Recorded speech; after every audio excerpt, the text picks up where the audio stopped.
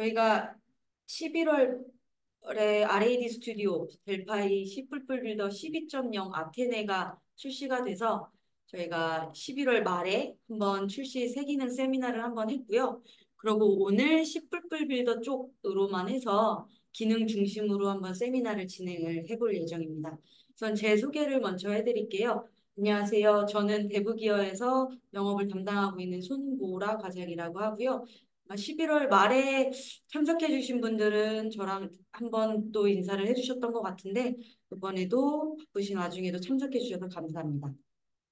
말씀드렸듯이 저희가 이번에는 C++ 빌더 쪽으로만 기능 관련된 세미나를 진행을 할 거고 1시간 반 정도 진행을 할 예정이에요. 그래서 이번 C++ 빌더 12.0 아테네에서 가장 큰 주목할 만한 기능 중에 가장 큰 거는 C++의 이제 새로운 컴파일러가 이제 접목이 됐다는 것과 그리고 비주얼 어시스트라는 툴이 통합이 돼서 개발하시면서 좀 많은 이제 개발 편리성을 얻을 수 있다라는 점이고요. 혹시라도 저희가 뭐 C++ 빌더 새 기능 안내하면서 실습도 천천히 같이 해볼 예정이기 때문에 혹시 C++ 빌더 개발자, 사용자 분들이라고 하시면 뭐 PC에 설치되어 있는 C++ 빌더가 있다면 12 버전이 있다면 실행해서 같이 세미나 진행하시면서 따라하기로 한번 새로운 기능들을 같이 파악해봐도 좋을 시간일 것 같습니다. 그리고 저희가 실시간으로 진행을 하다 보니까 혹시라도 궁금한 사항이 있으시거나 뭐 문의 같이 나눌 공유할 만한 내용이 있으시면 웨비나 채팅창에 아래 화면 보시면 채팅이라고 하는 아이콘이 있어요. 그거에서 채팅을 통해서 문의를 주시면 되고요. 저희가 뭐 실시간으로 답변 드릴 수 있는 거는 드리고 그리고 시간상 여의치 않아서 답변을 못 드리는 경우에는 세미나 끝나고 뭐 Q&A를 다 정리를 해서 저희가 이제 웰컴 페이지라는 곳에서 세미나 다시 보기와 함께 링크랑 함께 Q&A 부분도 정리를 해서 업데이트를 해드리겠습니다. 그리고 오늘 세미나에 참석하신 분들에게는 제가 이제 다시 보기 링크를 정리를 해서 Q&A와 함께 웰컴 링크를 메일로 별도로 한번 보내드릴 예정이고요. 혹시라도 세미나 이후에 뭐 추가적으로 궁금하신 부분 있으시면 언제든 대부기어나 아니면 대부기어로 연락을 주시거나 메일로 연락을 주시면 저희가 확인 후에 답변을 드리도록 하겠습니다. 그러면 제가 뭐 세미나 시작을 맡아서 지금까지 세미나 안내를 잠깐 드렸고요. 이제는 발표 진행해 주실 안영재 이사님께서 직접 뭐 이제 소개랑 그리고 세미나의 진행 사항들을 같이 진행을 해 주실 예정이십니다.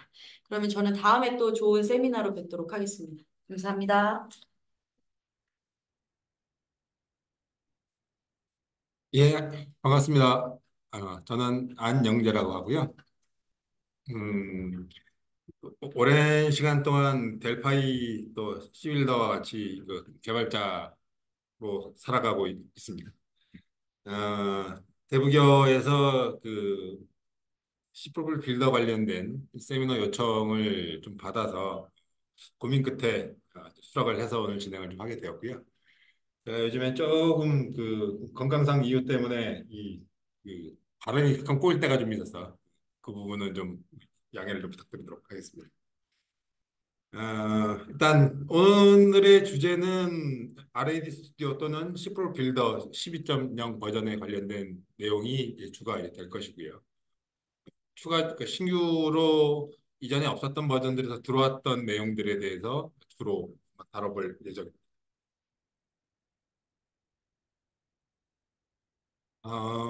다들 아시겠지만 그 볼랜드 시절을 거쳐서 얘는 델파이어 시프필드는 아이데라 그룹에 속해 있는 엠바카드로가 이제 이 오너가 되겠고요.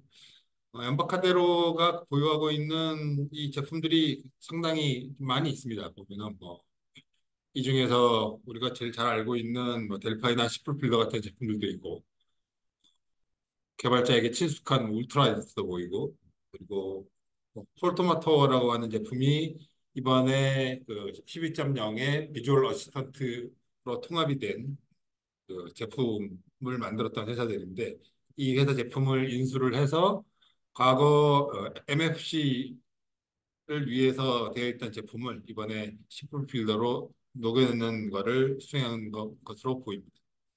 뭐 기타 센 차도 있고 뭐 많이 있는데 뭐 이쪽은 저도 별 관심이 없는 부분들이라 나머지는 잘 모르겠고 일단 오늘은 시풀 필더와 그리고 풀토마토의 그 비주얼 어시스턴트를 중점적으로 살펴보는 시간이 될 것 같습니다. 일단 제 소개를 다시 한번 좀 드려야 될 것 같아서요. 일단 제가 누구냐면은 저는 그 이름은 안영재이고 포럼이나 이런 곳에서는 시골 프로그래머라는 필명으로 일단 활동을 하고 있습니다. 도스 시절에 뭐 터보 파스칼, 터보 C 그리고 델파이 1.0부터 현재 버전에 이르기까지 쭉 개발을 사용해서 개발을 진행하고 있는 현역 개발자고요. 잘 모르는 일들은 사편자로로 지구를 한번 뚫어보겠다는 일념으로 끝까지 삽질을 해보고 있는 올해 33년 차로 된 개발자입니다. 그래서 전에는 저희가 젊었을 때만 하더라도 야, 이제 30살 넘으면 이제 개발 못한다, 관리자 해라, 뭐 이런 얘기들을 많이 들었는데 어느덧 이제 2, 3년 후면은 원래 목표했던 60세 현역 개발자는 목표를 달성할 것 같아서 이번에는 10년 더 연장을 해서 이 70세까지 이 현역으로 개발자로 한번 뛰어보겠다는 계획을 좀 세워봤습니다. 필명은 시골 프로그래머인데요. 필명과 다르게 현재는 도시에서 살고 있습니다.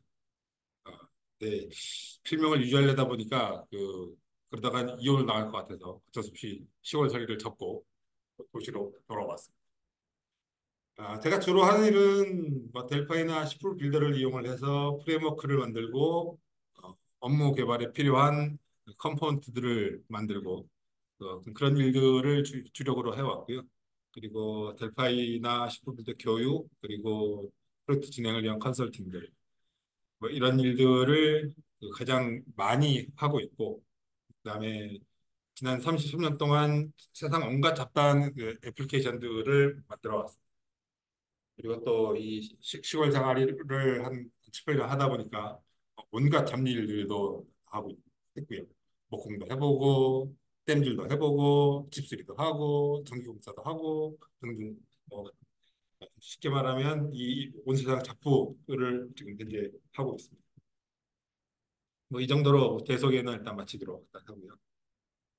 아, 오늘 이렇게 강의도 참 오랜만에 하는 것 같습니다. 예전에는 오프라인 강의도 많이 하고 그랬었는데 이 코로나 시국을 거치면서 이제 거의 오프라인 강의는 안 하게 되었고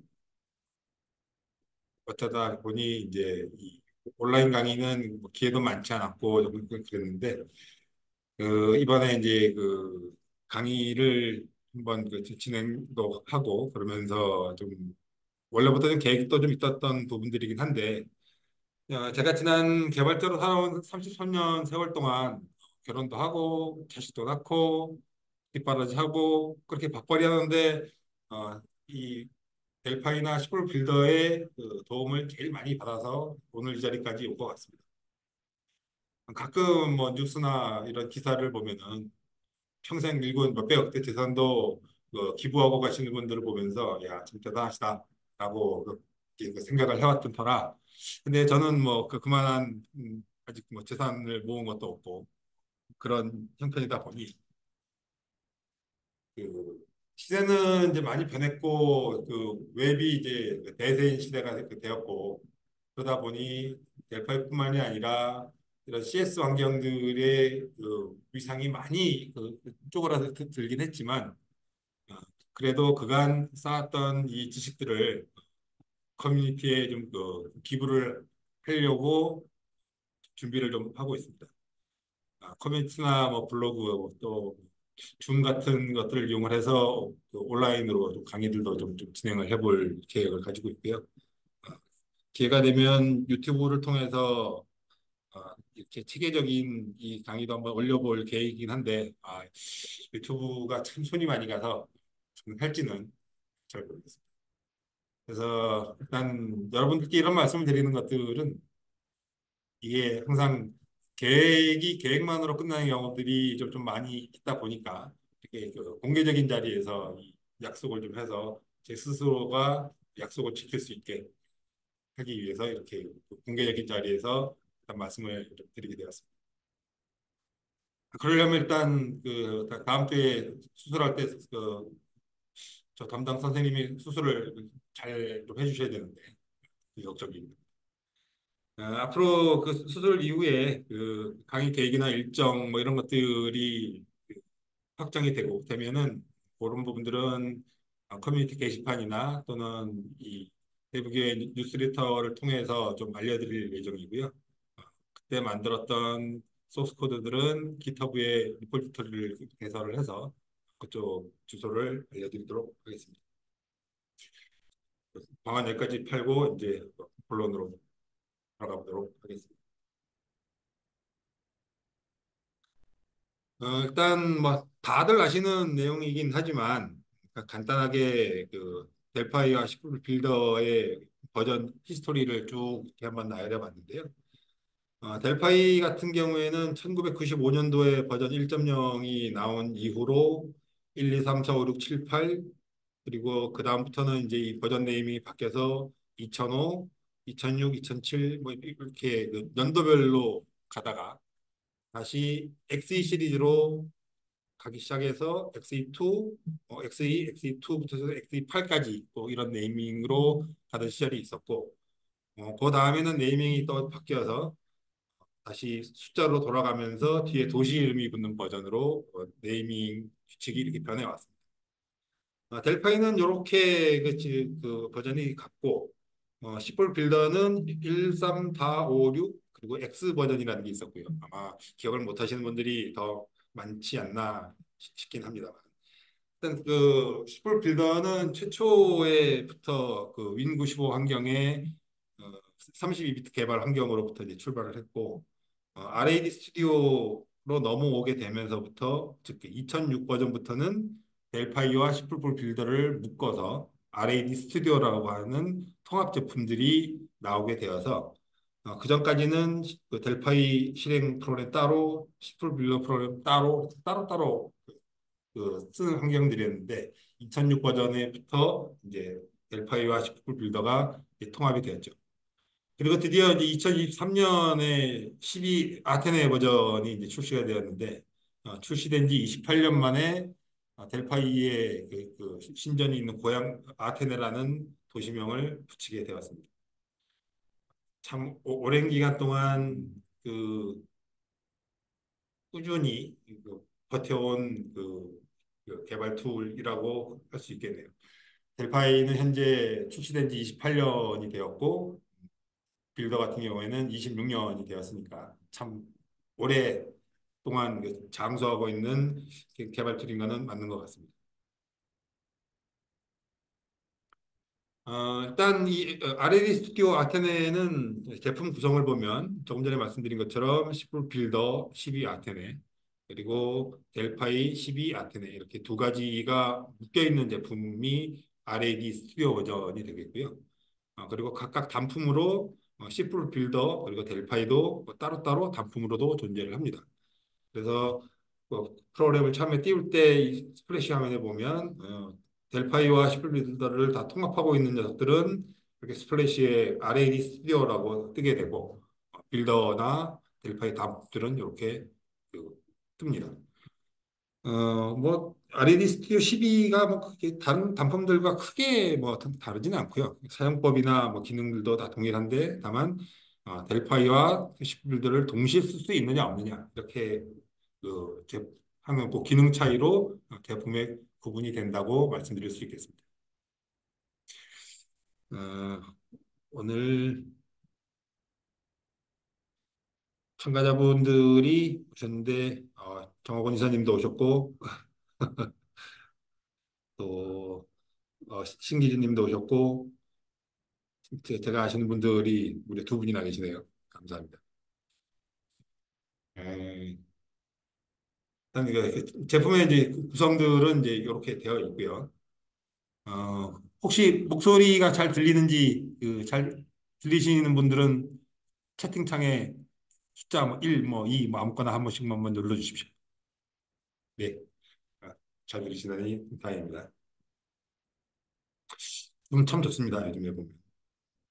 저도 예전에 좀 비슷한 제품을 만들었던 경험이 있는데 참 만들기 어려웠는데 친구들은 참 잘 만드는 것 같아요. 일단 뭐 다들 아시는 내용이지만 그래도 뭐 요거는 그 저희가 그 벤더사에서 받았던 그 PPT 자료이기 때문에 일단 그래도 대략 한 번씩은 좀 언급을 하고 일단 넘어가도록 하겠습니다. 뭐 RAD스는 일단 IDE 환경에서 그 멀티 플랫폼을 그 용 애플리케이션을 개발할 수 있고 고성능이고 네이티브 애플리케이션이고 등등 뭐 여러 가지 뭐 좋은 말들이 많이 쓰여 있긴 한데 사실은 뭐 다 툴들에 비해서 요즘은 워낙 이 ID들이 뭐 강력한 것들이 많이 나오고 하다못해 이 비주얼 그 코드만 하더라도 정말 그 상상하지도 못했던 그런 기능들 뭐 예를 들어서 요즘 같으면 코파일럿과 연동이 뭐 된다든지 뭐 이런 기능들이 나오는 시대와 비교를 해보면 사실은 뭐 가장 강력하다고 말하기는 좀 조금 부끄러움은 있긴 합니다만은 그래도 세상에 없던 이 아이디라고 하는 거를 그 최초로 그 개발해냈던 그 회사가 이 볼랜드고 그 후신이니까 그런 점에서 점수를 좀 주고 넘어가도록 하겠습니다. 뭐 나머지는 그냥 그런 것들이고요. 그리고 이제 그 다음 내용이 R&D 스튜디오가 왜 위대한가라고 뭐 이런 제목으로 뭐 여러 가지 내용들이 좀 있는데 저는 뭐 이 중에서 뭐 맞는 얘기들도 있고 좀 과장된 얘기도 있다고 하고 생각은 합니다. 하지만 제 경험으로 이게 보았을 때 R&D 스튜디오가 가장 그 좋은 점들은 하위 호환성들이 아주 좋다라는 점들이죠.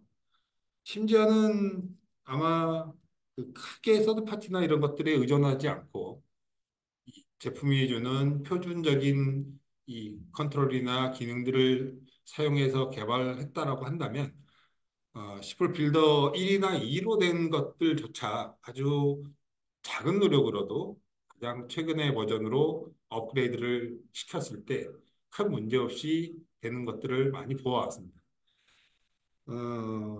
뭐제 경험이긴 합니다만 제가 한 5, 6년 전에 만들었던 그 제품들의 리뉴얼을 하고 싶다고 연락이 왔을 때 25년 전에 만들었던 것들을 약 한 달 정도의 그 기간을 들여서 가장 최신 버전의 델파이나 빌더로 이렇게 그 전환하는데 성공한 사례가 지금까지 꽤 많이 있었기 때문에 저는 뭐 다른 어떤 것들보다 그런 점들에 대해서만큼은 이 VCL이라고 하는 그리고 요즘은 FMX도 있긴 합니다만은 이 아주 체계적으로 잘 설계된 이 VCL의 힘이 그 RAD 스튜디오의 가장 위대한 점이 아닐까 개인적으로는 생각을 합니다. 여기에 아젠다로 나와 있는 부분들이 있는데 이 중에서 많은 부분들이 주로 그 델파이와 관련되어 있는 내용들이고 사실 C++ 빌더와 관련된 내용은 사실 그렇게 많지는 않습니다. 새 버전인데도 불구하고 기능적인 측면으로만 보자면 좀 새 버전이라고 이름을 붙이는 부분들이 조금 낯설 정도로 추가적인 기능들은 그렇게 많지는 않다라는 점들을 미리 좀 말씀을 좀 드릴 거고요. 그래서 오늘 이제 주요하게 살펴볼 부분들이 비주얼 어시스턴트를 통해서 코드 컴플리션이나 코드 내비게이션 하는 방법들 그리고 코드 리팩토링 하는 기능 정도가 들어왔는데 이 부분들이 그 C 빌더로 개발을 하다 보면 제일 불편하고 손이 많이 가는 그런 것들이어서 그런 부분들이 어느 정도 그래도 현대 이 시대에 이런 게 이제야 되었다는 것들이 참 만시지탄이긴 하지만 그래도 새로운 기능이 도입이 되었으니 그 내용들을 좀 볼 거고요. 그리고 C랭이라고 하는 이제 그 컴파일러 기술들이 아직 정식 릴리즈된 상황은 아니고 프리뷰 형태로 제공이 되고 있어서 그 내용에 대해서 조금 이제 살펴볼 거고요. 그리고 뭐 설치자 아이디 뭐 이런 것들은 뭐 델파이나 빌더나 뭐 공이 같은 부분들이고 크게 달라진 부분들이 없어서 일단 그 비주얼 어시스턴트 관련된 내용들에 대해서 아이디에서 어떻게 대응을 하는지 이런 부분들 조금 볼 거고요. 그리고 그 파이어몽키의 그 스키아라고 하는 이 그래픽 엔진이 도입이 되었는데 이 자체는 사실 그 엠버카드로에서 독자적으로 개발을 했던 내용은 아니고 기터브에서 그 개인 개발자가 스키아 엔진을 어, 그 델파이로 이 포팅했던 부분들을 아마 라이센스를 해서 집어넣은 걸로 그렇게 보여집니다. 근데 아무튼 이 스키아 엔진이 일반적인 그 GDI 환경에 비해서 할 수 있는 일들이 좀 많기 때문에 스키야에 대해서 조금 그 관련된 말씀들을 좀 드리고 그리고 뭐 샘플들을 잠깐 한번 볼 거고요. 그렇게 그 스키야 부분들을 좀 다뤄볼 거고 VCL 관련돼서 MDI 뭐 이런 부분들을 쓰는 것들이 조금 바뀐 것들이 좀 있는데 그 내용도 뭐 잠깐 그 빌더에서도 쓸 수 있는 내용이니까 한번 살짝 한번 좀 다뤄볼 거고요. 그다음에 4번, 5번, 6번은 오늘은 그 굳이 다루지 않도록 할 예정입니다. 그래서 대략 이런 주제들을 가지고 이제 오늘 진행들을 해보고자 합니다.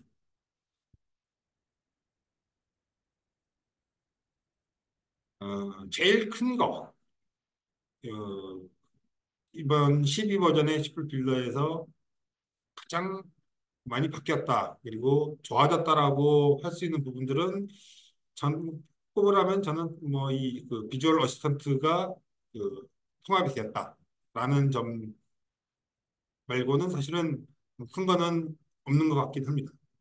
그러면 이 비주얼 어시스턴트를 통해서 우리가 할 수 있는 일은 뭐냐? 아까 잠깐 말씀드렸지만 코드 인사이트나 리팩토링 하는 것들, 그리고 코드 컴플리션, 그리고 이 선언부와 부연부를 왔다 갔다 할 수 있는 부분, 뭐 이런 부분들이 되겠죠. 잠깐 그 과거의 그 기억을 되살리기 위해서 이 부분을 한번 보겠습니다. 어, 예전에 이 새로운 메소드를 하나 만들려면 여기서 이렇게 했어야 되었죠.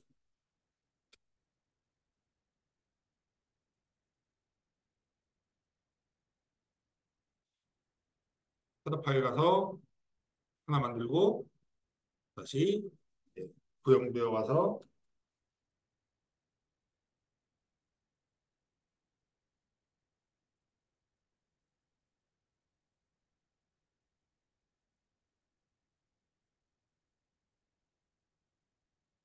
또 여기에다 뭔가 코드를 작성하는 이걸 그 2020년이 넘은 시대에 수동으로 하고 있었다는 거죠. 델파이만 같은 거를 예를 들어보자면 델파이는 아주 오래전부터 이런 기능들이 지원이 되어 왔었습니다. 델파이에서는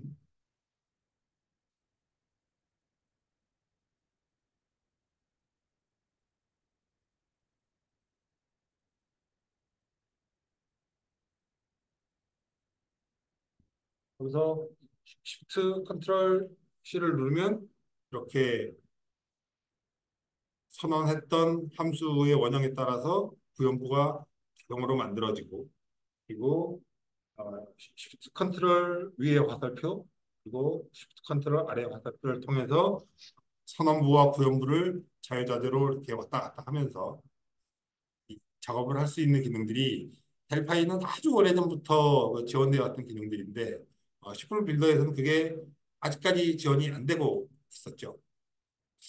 어, 지금 아까 전에 이 원래 우리가 지금까지 해왔던 이 방식대로 이 하는 이 자체가 참 이렇게 그 불편하기도 짝이없고 이 안에 지금은 뭐그 간단한 프로그램들이야 뭐 이런 메서드들이나 뭐 펑션 이런 것들이 몇 개 안 되겠지만 이 대형 프로젝트가 될수록 이런 거 하나 구현하기가 참 귀찮은 일들이었는데 이런 부분들이 그 델파이에서 아까 보여드렸던 것처럼 비슷하게 구현이 된다는 점이죠.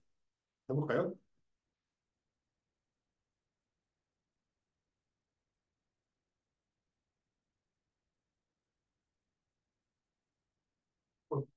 이 부분들을 구현하는 방법은 두 가지 부분들이 있는데요.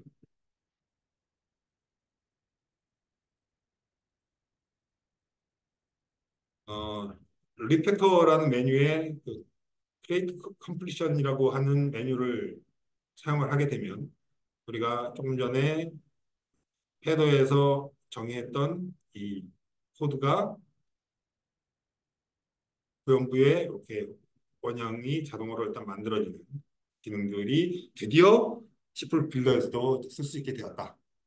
라는 점이 이번에 이 비주얼 어시스턴트라고 하는 제품을 엠버카드로가 인수를 하면서 C 빌더의 기능에 녹여 넣은 첫 번째 좋은 사례가 된 것 같습니다. 마찬가지로 이 구형부와 서론부를 왔다 갔다 하는 기능은 똑같이 서치에서 갈 수도 있고 또는 델파이처럼 Shift 컨트롤 위 화살표 그리고 Shift 컨트롤 아래 화살표 이 기능들을 사용을 해서 서론부와 구형부를 왔다 갔다 하면서 작업을 할 수 있게 되었다라는 점이 가장 큰 부분들이 되겠습니다. 근데 제가 그래서 이게 드디어 되는구나 라고 생각을 하고 델파이에서 하듯이 이런 기능들도 되는지를 한번 해봤습니다.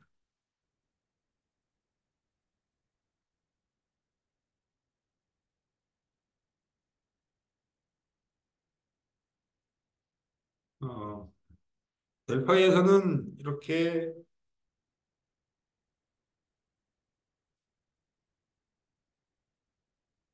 프로퍼티를 하나 선언을 하고 게터나 세터 함수 같은 것들을 만들게 되면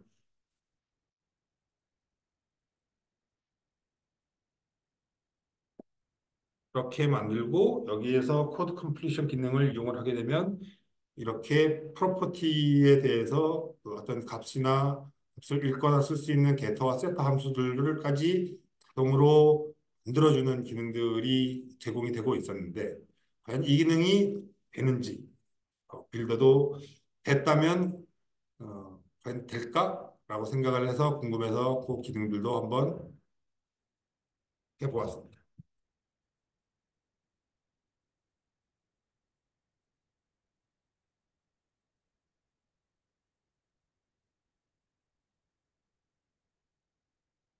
똑같이 같은 방법으로 이렇게 프로퍼티를 하나 만들고 이렇게 프로퍼티를 읽을 수 있는 게터 함수를 하나 만들고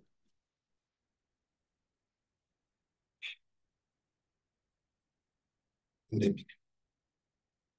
그래서 좀 현재 이 비주얼 어시스턴트의 기능이 C 빌더로 통합이 되긴 해왔으나 아직 완벽하게 통합이 된 것 같지는 않다라고 하는 게 이번에 제가 비주얼 어시스턴트를 써보면서 느낀 점들은 그런 부분들입니다. 그래서 비주얼 어시스턴트를 통해서 우리가 이렇게 코드 컴플리션이나 내비게이션 뭐 이런 것들을 쓸 수 있는 좋은 기능들이 도입이 된 것들은 맞는데 이미 델파이처럼 최소한 이 정도는 통합이 되어졌으면 하고 기대를 했는데 그 부분까지는 조금 아직 통합 작업이 이루어진 것 같지는 않고 다음번 뭐 패치나 이런 부분들이 나올 때 이런 부분들까지도 좀 통합이 돼서 나올 수 있도록 그렇게 좀뭐 희망을 좀뭐 한번 가져보겠습니다. 그래도 지금까지 프로젝트나 이런 것들을 해보면서 정말 이 기능이 안 돼서 어마어마하게 참 불편했는데 그나마 이거라도 되어서 조금은 다행이다라고 생각이 들기는 하네요. 그래서 이제 요 부분들이 이 비주얼 어시스턴트를 이용한 그 코드 컴플리션 그리고 이렇게 이동을 하는 게 내비게이션 이 두 가지 이제 기능들이 되겠고요. 그리고 리팩토링이라고 하는 이제 기능들도 이제 들어왔는데 우리가 이제 작업을 하다 보면 뭐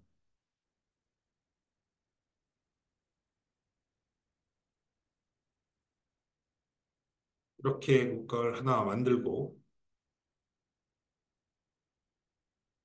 또 얘는 몇 놈입니까?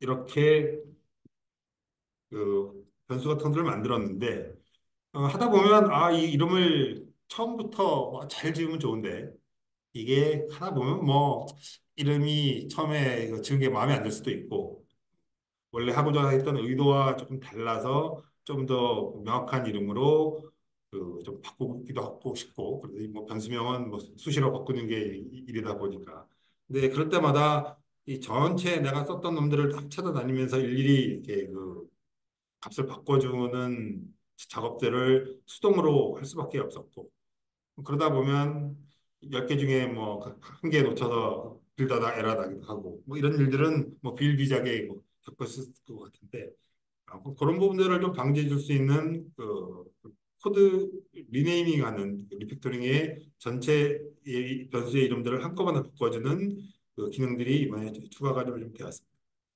그래서 지금 현재 이 밸류라고 하는 값을 선택을 하게 되면 같은 이름들이 이렇게 다그 강조된 색상들로 이게 보이게 되는데 여기에서 리팩터에 있는 리네임 메소드를 통해서 예를 들어서 복수형의 밸류스로 바꾸고 싶다라고 해서 바꿔주게 되면 여기 선언했던 이 변수들의 이름들이 이렇게 한, 전체가 한 번에 싹 바뀌는 이런 기능들이 이번에 추가적으로 좀 도입이 되었습니다.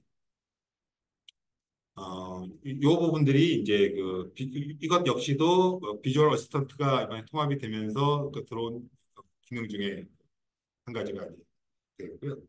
그래서 이렇게 한 기능들은 주로 서치 메뉴에 토마토 아이콘이 있는 메뉴들, 요것들이 이번에 추가적으로 그 코드 어시스턴트와 같이 들어온 기능들이고, 그리고 리팩터 부분들에서 리네임, 그리고 코드 컴플리션 이렇게 두 개, 그리고 이쪽에 있는 다섯 개, 총 일곱 개의 이 메뉴 기능들이 비주얼 어시스턴트의 도움을 받아서 아이디에 추가된 기능이라고 할 수 있겠습니다.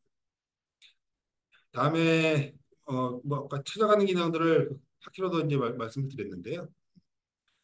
여기서 보면 옛날에는 이 뭐 이 이거는 뭐 별개의 부분들이기는 한데 여기에 이제 보통 우리가 뭐 메소드를 만들면 이게 뭐 하는 함수인지 뭐 이런 것들에 대한 그 설명들을 쭉 달아놓게 되는데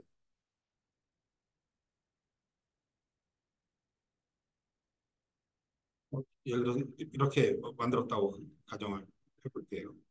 그러면 이렇게 그 코드 툴팁을 띄우게 되면 그 위쪽에 이 함수의 그 원형과 함께 주석으로 된 부분들이 이렇게 같이 보이는 형태로 이번에 툴팁이 개선이 되었습니다. 이건 역시도 그 델파이가 가지고 있는 기능과 비교해 보면 조금 뭐 부족해 보이긴 합니다만은 그래도 이 정도로도 보인다는 게 그나마 다행스러운 일이라고 좀 생각이 되는데요. 델파이 같은 경우에는 뭐 이런 삼중 주석이라고 해서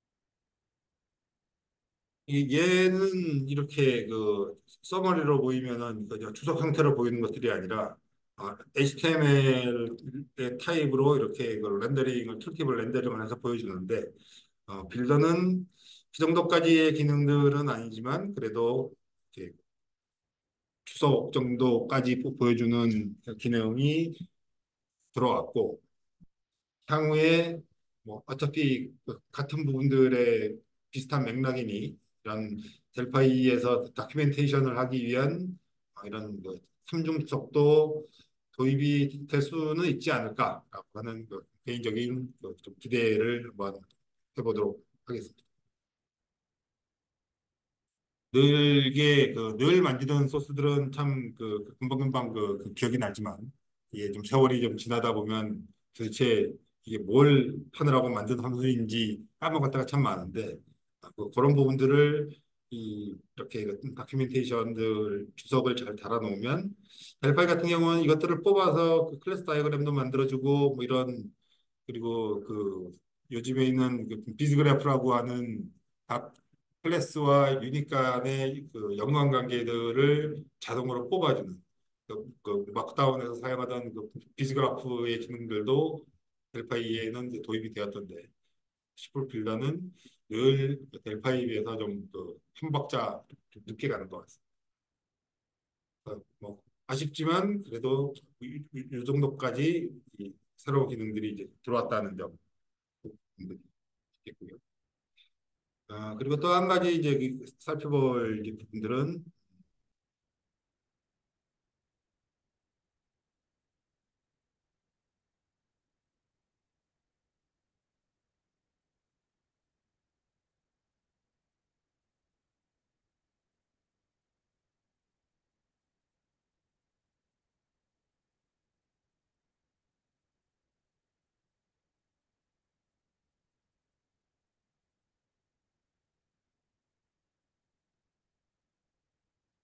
파인드 레퍼런스라고 하는 기능들이 되겠는데요. 이 기능을 사용을 하게 되면 지금 현재 내가 만든 이 함수, 지금 제가 어떤 펑션이라고 하는 그 함수를 하나 만들었는데 이것들이 전체 내 프로젝트 내에서 어디에서 쓰이고 있는지를 이렇게 쭉 보여주는 기능들이 도입이 되었습니다. 그래서 내가 이거를 리팩토링을 하거나 뭔가 작업을 할 때 얼마나 많이 쓰이고 있는지 이런 것들을 미리 한번 쭉 설명을 해봐서 쓰이는 데가 뭐 겨우 한두 군데다라고 한다면 어, 그런 것들을 위해서 이거를 리팩토링을 해야 될까? 그 고민을 좀 해보겠죠. 하지만 굉장히 많은 군데서 이것들이 쓰이고 있다라고 보면은 그럴 때는 이 뭐 성능이라든가 유지보수라든가 뭐 그런 것들을 하기 위해서 좀 더 이 함수를 뭐 잘게 쪼개든 뭘 하든 뭐 그런 작업들을 하겠다 말겠다 이제 그런 판단에 할 때 도움을 좀 받을 수도 있겠고요. 그리고 또 해당되는 위치를 클릭을 해서 어디서 지금 현재 쓰고 있는지 이렇게 바로바로 찾아갈 수 있는 이런 기능들도 보여줍니다. 그래서 이 경우를 보자면 일단 그 헤더에 있는 선언부 위치로 찾아가게 되고요. 두 번째 여기를 가보게 되면 C++ 메인 본체 안에서 어디에서 구현이 되었는지 그리고 이걸 누르게 되면 실제로 다른 메소드들 안이나 펑션들 안에서 어디서 쓰이고 있는지 뭐 이런 것들을 일목요연하게 살펴볼 수 있도록 해주는 그런 기능들을 가지고 있습니다. 그래서 보통 지금까지 델파이도 그렇고 C++ 빌더도 그렇고 이런 코드 인사이트나 이런 기능들이 제대로 동작을 하지 않아서 상당히 많은 좀 불편을 겪어왔던 것들도 좀 사실이긴 하죠.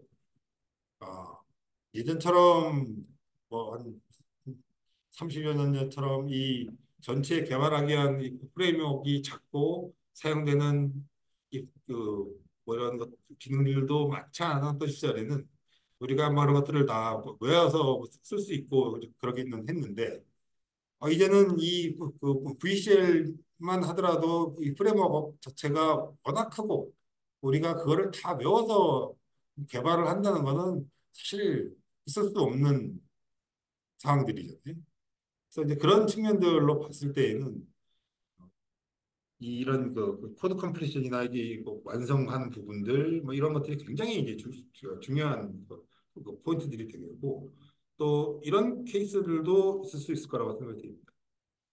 보통 델파이나 시볼 빌더나 주로 개발을 하는 패턴들을 보면 이렇게 그 폼을 하나 만들어 놓고 여기에 UI들을 쭉 뭐 이렇게 그 배치를 한 다음에 일단 뭐 간단한 뭐 그 파일을 하나 그 불러오는 어떤 그런 것들을 한번 간단하게 한번 보자면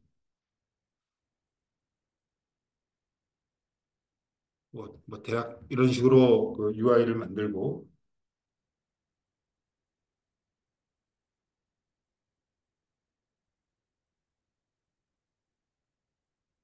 이 버튼을 누르면 오픈 다이로그를 하나 열어서 그다음에 뭐 우리가 뭐 그 이제 대화 상자를 열어서 그 파일을 선택해서 뭘 가져오게 하고 싶은데 보통 이제 그러려면 여기다가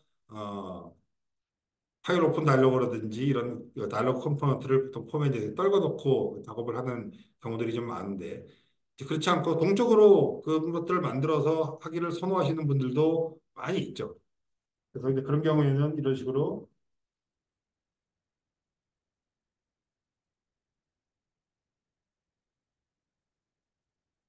그 다이로그를 이제 선언을 하는데 음, 여기에 이걸 쓰려다가 보면 이제 우리가 이 오픈 다이얼로그가 어느 유닛에 들어있는지를 알아야 그 위에 인클루드를 해줘야지 얘를 쓸 수 있을 텐데 이게 어느 유닛에 있는지 잘 기억이 안 나는 케이스가 참 많습니다. 저도 종종 뭐 그 기억이 좀 안 나다 보니까 그래서 이런 경우에 예전에는 이게 어디 있는지를 열심히 다 찾아서 그 작업을 그 해뒀어야 되는데 비주얼 어시스턴트의 마지막으로 소개시켜 드릴 기능이 add include라고 하는 기능입니다. 즉 지금 현재 내가 쓰고자 하는 이런 그 함수 또는 뭐 컴포넌트 이런 것들이 어디에 들어있는지를 유출을 해서 이 기능을 선택을 하게 되면 자동적으로 이렇게 include 명령에 이 오픈 다이얼로그가 들어있는 유닛을 찾아서 인클루드에다가 집어넣어주는 이런 기능들을 비주얼 어시스턴트가 추가적으로 해주게 되었습니다. 일단 이 기능은 그 상당히 좀 그 효과적으로 쓸 수 있을 것 같긴 합니다. 근데 뭐 사실 이 기능들도 여기에다가 우리가 이런 거 떨구면 자동으로 그 안에 넣는 기능들을 사실 해줄 수 있었을 것 같은데 어쨌든 지금까지는 안 되었던 기능들이 어쨌든 이렇게 해결이 되었다라는 점이 되겠습니다. 다시 이제 그 PPT로 한번 돌아가 보겠는데요. 그래서 일단 쭉 그 이 큰 제목을 가지고 쭉 이제 제가 실제 아이디 상에서 어떻게 돌아가는지를 한번 보여드렸고요. 그 다음 내용들을 한번 보도록 하겠습니다. 그래서 비주얼 어시스턴트가 그 빌더에 그 포함될 수 있었던 가장 그 컸던 부분들은 폴토마토를 아이데라가 인수했다는 것이 그 가장 큰 부분들이었고요. 그래서 이 제품을 인수를 해서 이 회사가 가지고 있던 기술력들의 일부가 이쪽 그 시볼 빌더 아이디를 개발하는데 녹아 들어오지 않았을까 그렇게 추측을 해봅니다. 좀 전에 말씀드렸던 것처럼 이 부분은 좀 설명을 안 드렸네요. 그래서 여기에서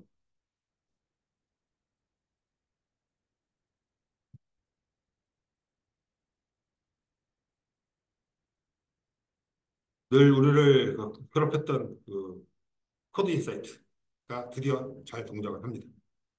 여기 보면 내가 기억하고 있는 일부의 문자열을 이렇게 치고 컨트롤 스페이스를 눌렀을 때 이렇게 추천되는 이런 것들을 바로 찾아줄 수 있는 기능. 이런 것들을 코드 인사이트 기능이 드디어 12 버전에서는 C빌더도 정상적으로 동작을 하게 되었다. 라는 점이 그냥 좀 기쁜 소식 중에 하나가 아닐까. 그게 PPT에서 보여지고 있는 그 코드 완성이라고 하는 예, 부분들이 되겠고요. 그 다음 내용을 이제 보자면 리팩토링. 아까 설명을 좀 드렸었죠. 변수나 메소드나 이런 이름들을 전체 소스 내에서 한 번의 작업으로 다 바꿀 수 있는 그런 변수명을 바꿀 수 있는 리팩토링 기능이 있고, 내가 뭔가의 그 기능을 쓰기 위해서 변수나 이런 것들을 추가했을 때 그것들을 쓸 수 있도록 인클루드에 자동으로 찾아서 집어 넣어주는 기능. 그렇게 해서 그런 것들도 배터리 기능에 추가가 되었죠. 자, 이것도 뭐 같은 이제 내용들이 되겠고요. 그리고 뭐 이동이라고 하는 부분들은 아까 말씀드린 것처럼 그 선언부와 구현부 사이를 단축키 또는 메뉴상에 있는 그 메뉴를 통해서 왔다 갔다 할 수 있는 기능. 근데 아마 대부분 다그 핫키를 쓰실 테니까 Shift 컨트롤 위 아래 기능을 이용을 해서 그 구형부와 선언부를 왔다 갔다 하실 수 있게 되었다. 뭐 이 부분들도 아까 뭐 비슷한 그 부분들이긴 한데 이걸 보고 어떻게 구현을 했을까? 전에는 참 안 됐던 것들인데 이게 비주얼 어시스턴트는 어떤 방법을 써서 했을까가 조금 좀 궁금해져서 한번 좀 살펴보았습니다. 그랬더니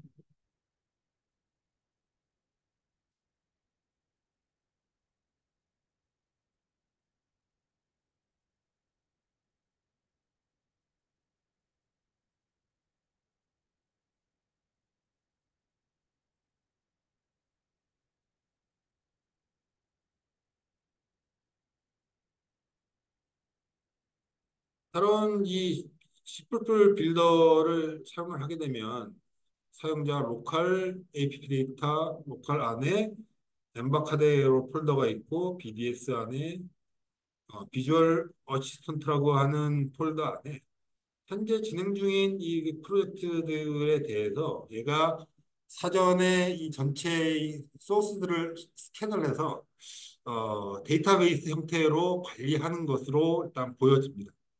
그래서 굉장히 빠른 속도로 그, 코드 컴플리션이라든지 아니면은 코드 인사이트 기능들을 이렇게 그 DB 형태로 관리를 하는 걸로 보여지는데 더 깊은 곳까지는 잘 모르겠습니다. 근데 제가 이제 이것들을 알려드리는 이유는 프로젝트를 막 하다가 보면 나중에 여기가 비대하게 많이 쌓일 거라는 것들이죠. 그러다 보면 프로젝트를 많이 열어서 이게 하다 보면 여기가 사용하지 않는 것들로 꽉 차게 될 텐데 그럴 때에는 가끔씩 이 폴더를 찾아서 사용하지 않는 과거의 이런 기능들은 한 번씩 좀 삭제를 해서 털어줄 필요가 좀 있겠다. 그러면 얘가 상당히 많은 양의 그 데이터 사이즈를 차지를 할 것 같습니다. 좀 하드디스크나 이런 것들이 좀 넉넉하거나 그러면 상관은 없겠으나 귀찮은 경우들에는 뭐 이런 부분들이 나중에 좀 정리는 수동으로 좀 해줘야 될 필요가 좀 있을 거라고 판단이 됩니다. 그리고 다음 부분도 역시 비주얼 스튜던트 내용인데 아까 Shift 컨트롤 위 아래로 왔다 갔다 할 수 있는 기능들 그리고 또는 이렇게 팝업 메뉴를 통해서도 할 수 있고요. 그래서 이 부분들이 참 많이 많은 개발자들이 오래전부터 요청이 되었는데 드디어 되기는 했지만 좀 만시지탄의 느낌은 좀 있습니다. 그리고 아까 그 참조에 대한 것들을 제가 그 예시로 좀 보여드렸다시피 어떤 특정한 메소드나 함수 이런 부분들이 선언은 어디에 돼 있고 부여는 어디에 돼 있고 그리고 내 소스상에서 어느 놈들이 쓰고 있는지 이런 부분들을 빠르게 찾아줄 수 있는 기능들이 이번에 그 통합된 비주얼 어시스턴트의 기능들입니다. 어, 아까 말씀드린 것처럼 뭐 이 프로퍼티의 게터나 세터 같은 것들 뭐 이런 부분들까지 다 도입이 되었으면 더 좋았을 것이라고 생각이 되고 앞으로 그 넣어줄 것이라고 좀 그 기대를 해봅니다만은 현재까지는 요게 그 통합된 비주얼 어시스트 기능의 어떤 전부가 되겠습니다. 그래서 일단 비주얼 어시스트에 대한 내용은 여기까지 일단 다루기로 하고요. 이제는 그 거의 대부분의 그 C나 C++ 동네에서는 LLVM 기반의 실행으로 가는 것들이 이제 그 대세인 시대가 되다 보니까 빌더 역시 그 컴파일러를 실행 기반으로 교체하는 작업들을 진행을 하고 있습니다. 그럼 이번 이 기능들이 CV에 들어왔느냐? 그렇지는 않습니다. 아직 IDE에 실행을 쓸 수 있도록 그 통합이 되어 있는 부분들은 없고요. 관련된 프리뷰 버전의 이 툴체인들을 받아서 프롬프트 상에서 수동으로 하는 방법밖에는 아직은 제공하지 않고 있습니다.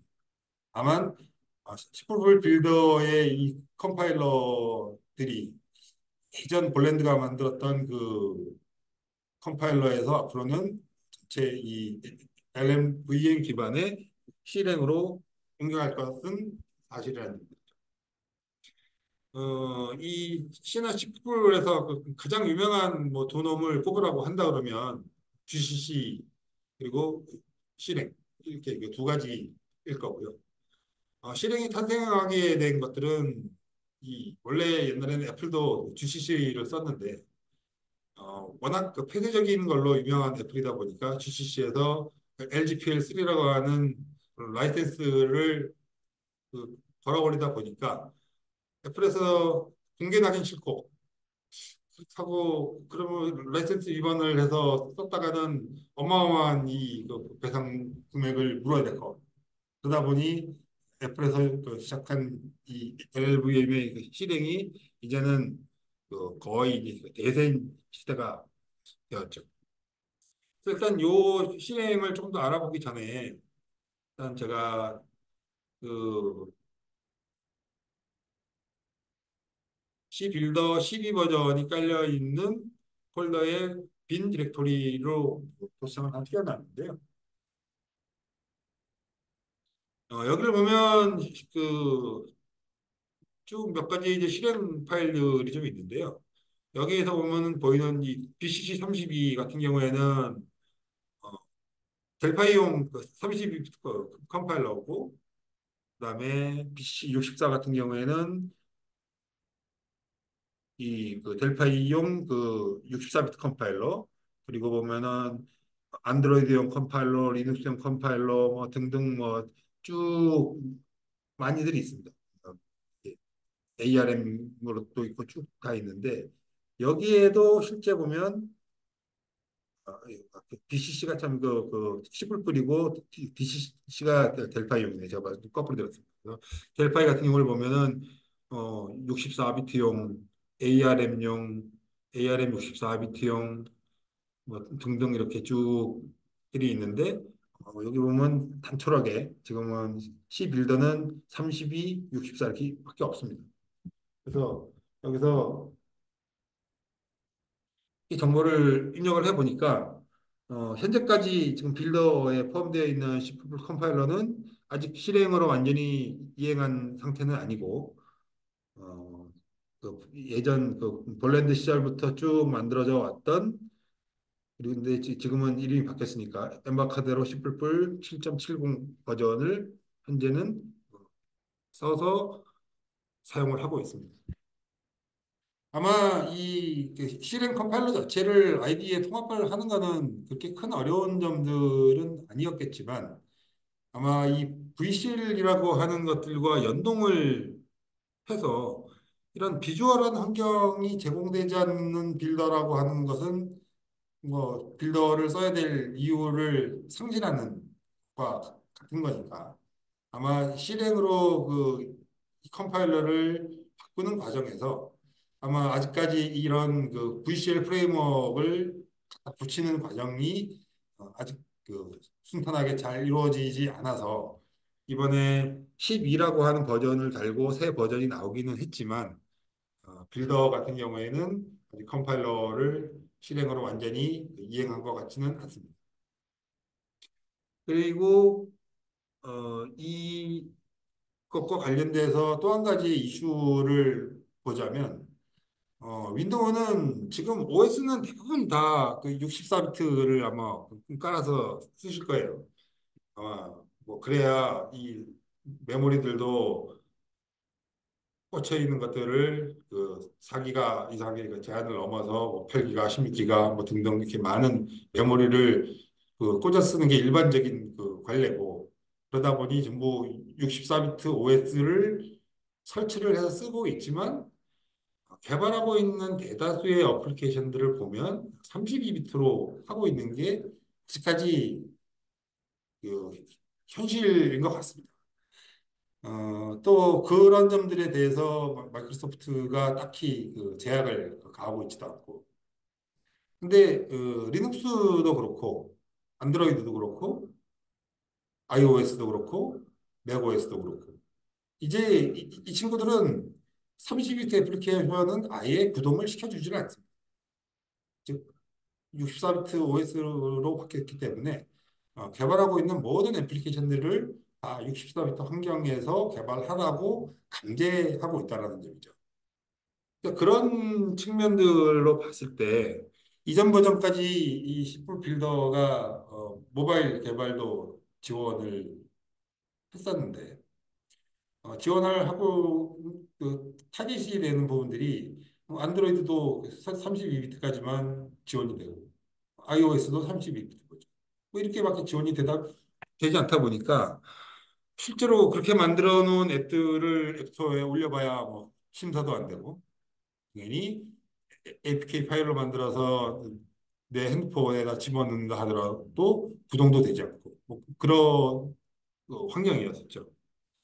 그래서 이번에 FMX를 이용을 해서 이렇게 10불 빌더로 프로젝트를 하나 이렇게 만들면 예전 같은 경우에는 이 타겟 플랫 여기 그 타겟 플랫폼을 보면 여기에 안드로이드 32, iOS 32 뭐 이런 것들이 있었는데 이제는 윈 32, 윈 64를만 남겨놓고 아예 그 모바일 지원 부분들이 없어져 버렸습니다. 새 버전인데 모바일을 지원할 수 있도록 해주는 기능들이 이딴 게 빠졌다? 사실 뭐 있어봐야 써먹을 수 없었으니 있으나 마나 하기는 했지만 아예 이렇게 빠져 버렸습니다. 그래서 혹시라도 이전 버전의 C 빌더를 가지고 모바일 앱을 만드신 분들이 계실지는 모르겠지만 혹시 있다면 12 버전에서는 아예 이런 32비트 버전이나마 모바일 지원들이 없어졌다. 그렇기 때문에 그런 부분들은 좀 감안을 좀 하셔야 될 것 같습니다. 그래서 이제 C 빌더 12는 윈도우 전용 개발 툴입니다. 다른 OS는 지원하지 않습니다. 이 부분들을 나중에 다시 설명드릴 거긴 한데 실행 얘기가 나오다 보니 이제 갑자기 생각이 나서 미리 좀 말씀을 좀 드릴게요. 그래서 지금 현재로서는 이것처럼 이렇게 엠바카드로 C 컴파일러를 쓰고 있는데 이 부분들이 향후에 정확히 언제가 될지는 뭐 저도 그 사용자 중에 그한 명일 뿐인지라 그 내용은 알 수는 없지만 어쨌든 전반적으로 C++ 빌더의 컴파일러는 그 실행으로 옮겨가고 있다. 그리고 아직 그 과도기인 상태라서 IDE에 통합되지는 못했고 그거와 더불어서 VCL이나 FMX 그리고 타 OS를 지원할 수 있는 그런 기능들은 현재로서는 진행 중인 단계로 보여집니다. 그래서 뭐 프리뷰 버전들이야 아직 이게 완성되지도 않았고 아직 뭐 여러 가지 그 허점들도 좀 많이 있을 것 같아서 어, 프리뷰 툴체인은 그냥 다루지 않고 그냥 이렇게 가고 있다라고 하는 것들만 좀 설명을 좀 드리겠습니다. 그래서 그 컴파일러를 교체하는 작업을 그 진행한 시점에 실행 버전은 15 버전이고요. 실행이 그래서 제가 좀 찾아보니까 실행 버전은 2022년 12월 1일 날그 릴리즈가 되었고 그리고 C++ 표준인 C++ 20까지를 지원을 하고 있습니다. 다른 랭귀지들과 달리 C는 그 표준연회가 있고 거기에서 이 규격들을 제정을 하게 되는데 지금 C++ 20 이 위로도 두 개인가에 더 그 제한이 있는데 C++ 21과 23 뭐 이 정도의 아마 그 추가적인 이 버전이 있는 걸로 알고 있어서 짱 최신 버전은 아닙니다만은 그래도 모던 C나 모던 C++의 거의 대부분의 기능들을 그래도 가지고 있다라고 예, 보시면 될 것 같습니다. 그러면 그 다들 그러면 왜 굳이 기존에 있던 컴파일러들 잘 써던 걸 버리고 실행 15로 가야 되느냐? 그거는 이 실행이 이제 이 업계의 그 표준이기 때문이죠. 지금 현재 이 볼랜드 가지고 있는 이 컴파일러는 이 고립되어 있는 아주 갈라파고스 같은 이 존재가 된 지가 오래된지라 얘는 이제 아주 비표준이라고 말씀을 드릴 수가 있어요. 과거 그 도스 시절에 터보시가 제일 잘 나가던 이 시절에는 이 폴란드의 시프풀이 표준이던 시절도 있었지만 그는 그 화려했던 과거의 역사일 뿐이고 현대의 시대에는 오픈소스 기반의 이 실행이 거의 대세라고 할 수 있죠. 그래서 기타브나 이런 내가 좀 프로젝트 하기 위해서 필요한 라이브러리들을 찾아보면 이런 그 실행을 기반으로 해서 만들어 놓은 그런 소스들이 엄청나게 많이들 있는데 지금까지는 빌더에서는 그런 것들을 가져다 쓰기가 매우 어려웠다는 거죠.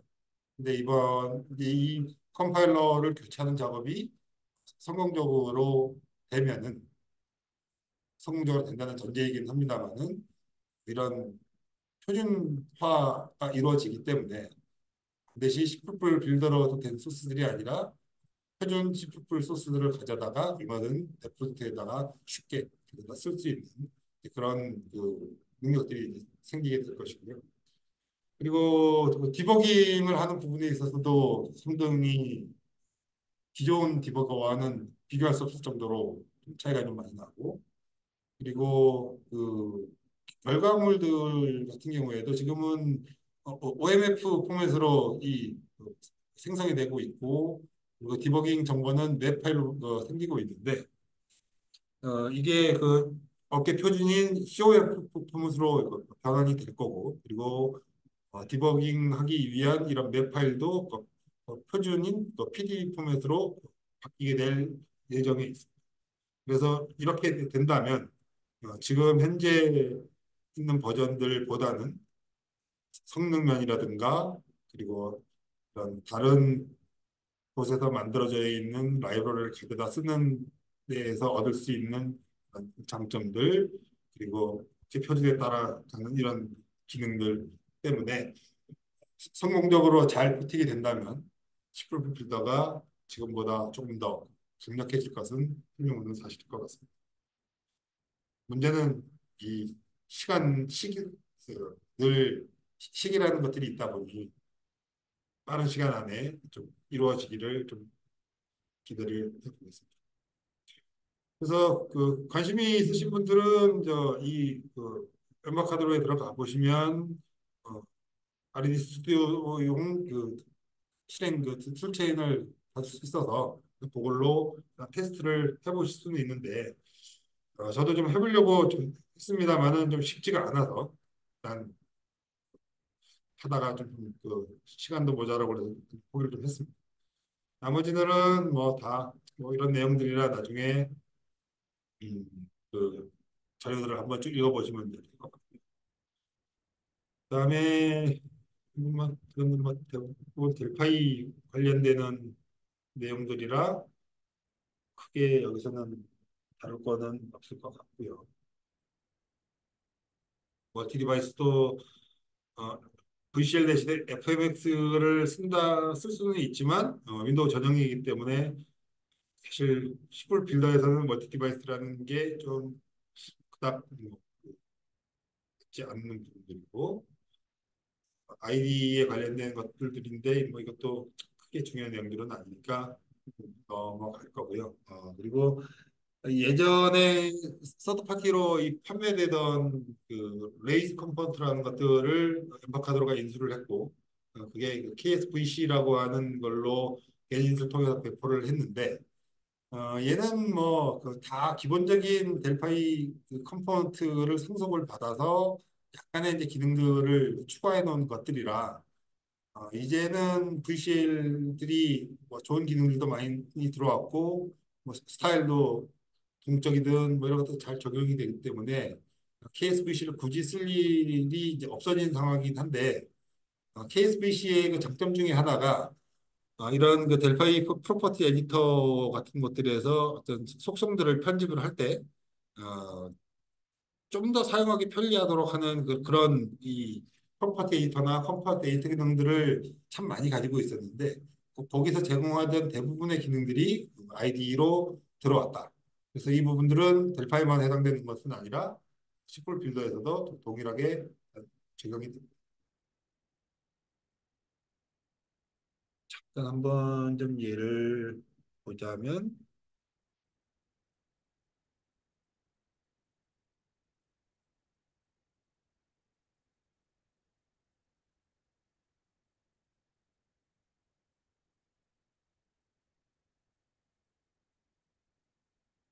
예전에 이제 이 라벨 같은 것들에다가 멀티라인을 좀 넣고 싶은데 그 이런 아이디 상에서는 넣을 수 있는 방법이 없다 보니까 내가 이런 프로퍼티 표지기를 만들어서 쓰거나 아니면 일단은 비워놓은 상태에서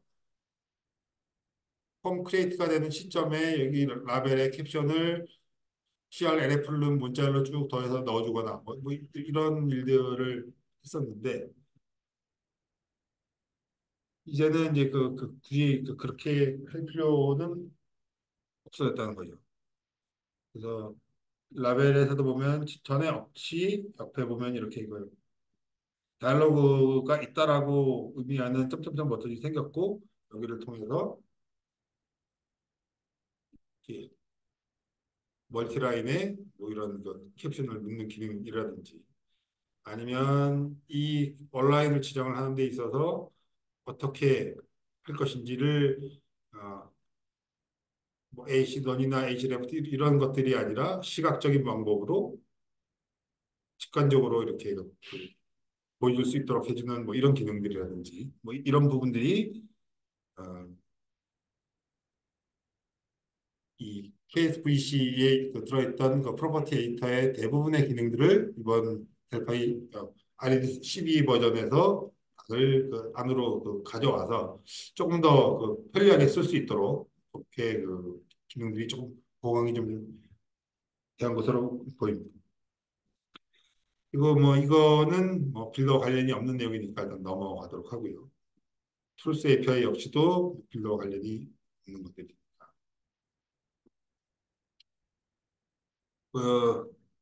파이어몽키 같은 경우들도 보면 그 파이어몽키를 쓰는 이유는 보통 데스크탑 애플리케이션용으로 쓰기도 하지만 주로 뭐 모바일 쪽 개발을 하기 위해서 사용하는 케이스가 제일 많고 또는 리눅스 데스크탑용 애플리케이션을 개발한다거나 아니면 맥OS에서 돌아가는 거를 개발한다거나 뭐 이렇게 그 멀티 플랫폼에서 돌아가는 그 애플리케이션을 개발할 때 VCL을 대신해서 쓸 수 있도록 해주는 프레임워크를 이 FMX인데 이 FMX의 그 원래 가지고 있는 엔진 더하기 구글의 그 스키아 그래픽 엔진을 포팅을 했습니다.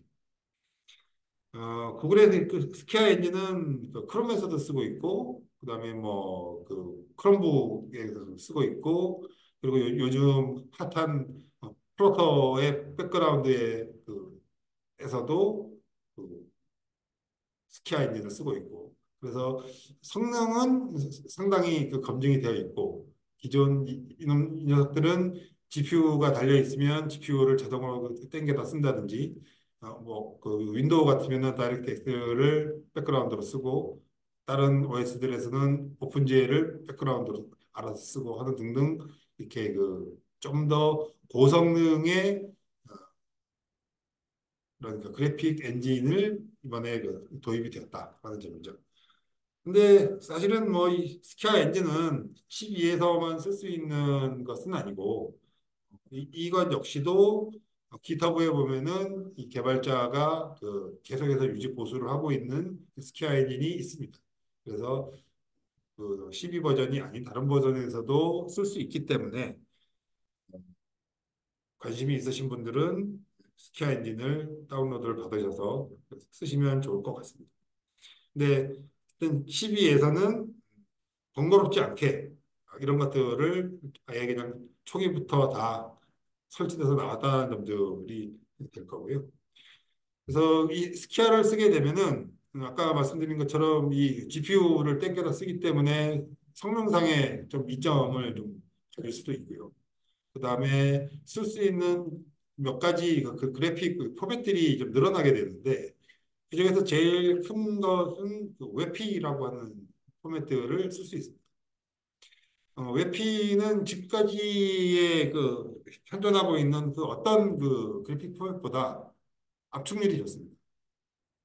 그리고 손실 압축도 가능하고 또 무손실 압축도 가능하기 때문에 경우에 따라서는 무손실 압축을 쓸 수도 있겠고 나는 그 스토리지나 이런 것들을 통해서 좀그 용량을 좀 줄여야 된다고 한다면 웹P 포맷을 쓰게 되면 굉장히 좀 이득을 좀 볼 수 있는데 제가 얼마 전에 일했던 그 사이트 같은 곳에서는 그꽤 오랜 기간 동안 쌓였던 여러 이미지가 1억 장 정도가 되는데 그 스토리지 비용이 만만치가 않아서 그 1억 장을 전체를 기존 PNG 포맷에서 웹피로 그 변환하는 작업을 했고 그래서 스토리지를 증설하지 않고 단지 이미지 포맷만 바꾸어서 기존 스토리지 대비 한 40% 정도 용량을 절감을 하는 효과를 거두었습니다. 뭐 이것만 해도 스토리지가 뭐 우리가 개인이 쓰는 이 단위와는 뭐 차원이 뭐 헥타로 나가는 단위이기 때문에 어마어마한 비용을 좀 절감할 수 있게 되었죠. 물론 뭐꼭 스퀘어를 써야만 뭐 웹필을 쓸 수 있는 건 아닙니다만 어쨌든 이 스퀘어라는 것들이 12에서는 이제 기본적으로 쓸 수 있게 되었습니다. 그래서 뭐 이제 그런 것들에 대한 그 내용들이고요. 그리고 요 스키아 엔진을 가지고 VCL도 그렇고 FX도 그렇고 델파이에서 우리가 쓸 수 있는 비주얼한 컨트롤도 몇 가지 좀 만들어 놨습니다. 그 라벨이라든지 애니메이션이라든지 뭐 이런 것들이 있는데 요거는 잠시 후에 샘플을 살짝 한번 좀 돌려보면서 보시기로 하고요. 그래서 이런 스키아가 되었다라는 점이 좀 큰 변화 중에 하나입니다. 뭐 물론 그 오픈 소스로 있는 거 뭐 찾아서 그 할 수는 있지만 그래도 기본으로 들어있는 것과 그 일일이 하나씩 만들어야 되는 것과는 좀 차이가 좀 많이 있다. 아까 소개드린 것처럼 뭐 애니메이션이 되는 이런 이미지들, 그리고 라벨들, 그리고 뭐 페인트 박스, 애니메이션이 되는 페인트 박스, 그리고 SVG를 이제는 그 손쉽게 그냥 디자인 타임에 툭 화면에 그 떨구기만 하면 이제는 쓸 수 있게 됐죠. 그래서 이제 요거는 조금 이따가 이제 한번 보여드리도록 하고요. 그래서 이제 요 같은 경우에는 여기에 그 리파지토리가 하나 있는데요. 물론 이 아리디스를 설치를 하면은 기본적으로 옵션에 따라서 샘플들이 기본적으로 깔리긴 하는데 이 샘플들도 보면은 계속 좀 변합니다. 그러면 지금도 보면 출시된 날짜보다 뭐 이틀 전에도 보니까 뭔가 샘플이 좀 업데이트된 것들이 있네요.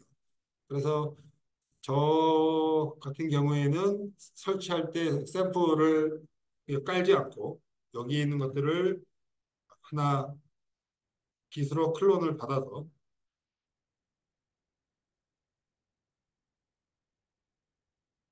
가끔 들여다보고 이게 뭐 뭔가 바뀐 게 있나 없나를 이렇게 좀 살펴보는 그런 일을 종종 좀 하는데요.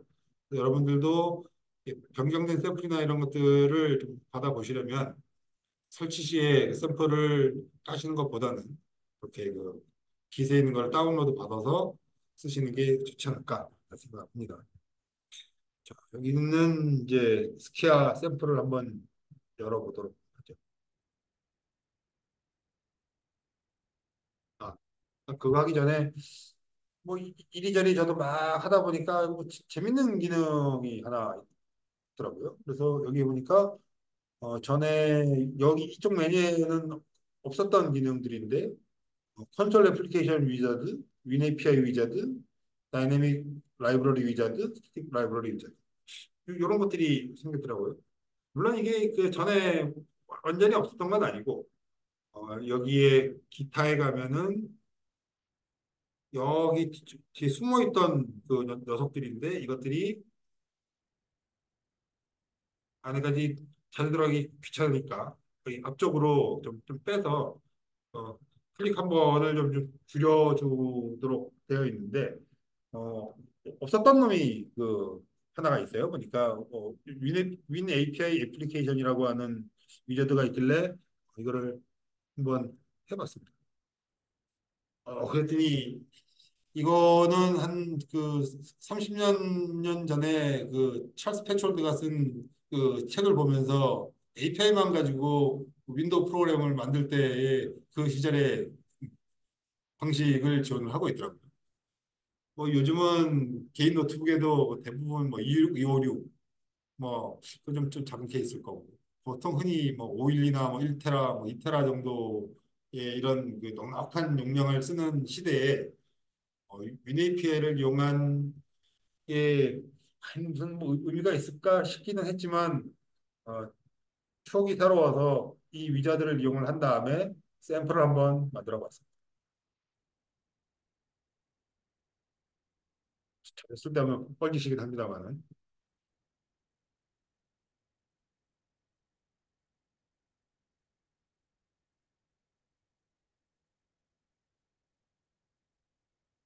그래서 얘를 하게 되면 얘는 뭐 VCL 이런 거 못 씁니다. 전혀 못 쓰고 순수하게 윈도우 이 API만 가지고 뭐 이렇게 할 수 있는데 이런 과거에 한 30년 전쯤에 했던 이런 방식대로 이렇게 해서 만들면 아무 기능도 없는 지금 창 하나 띄우는데 사실 이만큼의 그 코드들이 그 필요한 거거든요. 근데 이거의 가장 큰 장점은 그 뭘까? 사이즈입니다. 얘는 디버깅 모드인데도 11K짜리 실행 파일이고요. 델파이든 빌더든 빔 뽑아넣고 빌드하면은 다 1메가 넘어가는데 얘는 11K짜리를 만들 수 있는 아주 놀라운 크기죠. 릴리즈 모드로 했더니 얘는 10K네요. 근데 어쩌다 이 좀 특수한 용도로 뭐 써먹을 수는 있을 것 같긴 한데 왜 굳이 30년 세월 전에 거를 이렇게 친절하게 여기까지다가 넣어주셨는지는 이유는 모르겠습니다만은 어쨌든 이런 기능을 하나 좀 발견을 해서 재밌어서 그 옛날 기억을 되살려서 한번 짜봤습니다. 이제 아까 그 12 데모 그 리퍼지토리를 클론으로 땡겨 왔으니까 데모 안에 있는 CPP 폴더 안에 들어가서 멀티 디바이스 샘플의 스키아를 한번 열어보겠습니다. 내용은 뭐 보겠지만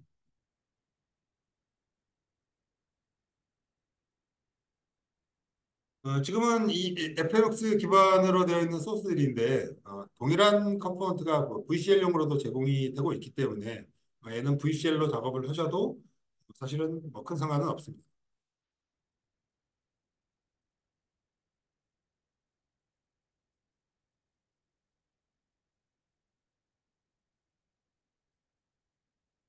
이거는 좀 그 디자인이 중요한 애플리케이션이라든가 아니면 뭐 이미지 프로세싱을 해야 된다거나 뭐 기타 뭐 이런 류의 그 프로젝트를 할 때는 상당히 좀 유용할 거라고 일단 보여지는데 이런 것처럼 그 제이슨 포맷을 이용한 보통 이거를 로티라고 하는데 이게 뭐 텔레그램이나 이런 데서 그 이모티콘을 이제 보내면 이게 이 로티라고 하는 포맷으로 날아가서 되는데 이런 애니메이션을 또 지원을 하고요. 뭐 이런 것들도 지원을 하고 그래서 이거는 그 로티라고 찾아보면 굉장히 써먹을 수 있는 것들이 많이 있습니다. 그래서 뭐 이런 그 다국 어차피 얘는 그 구글이 다국어를 대상으로 한 놈이기 때문에 당연히 다국어 표시 할 수 있고요. 이런 아랍 문자권들을 위해서 그 오른쪽에서 왼쪽으로 뭐 표시해 주는 뭐 기능이라든가 또 뭐가 있을까요? 폰트들도 일반적으로 VCL에서 좀 다루기 좀 어려웠던 뭐 그런 기능들을 제공을 하고 있고 그리고 문자열을 정렬하는 것들도 이렇게 양쪽 정렬 기능 같은 것들을 또 지원을 하고 기타 할 수 있는 것들이 제법 좀 많습니다.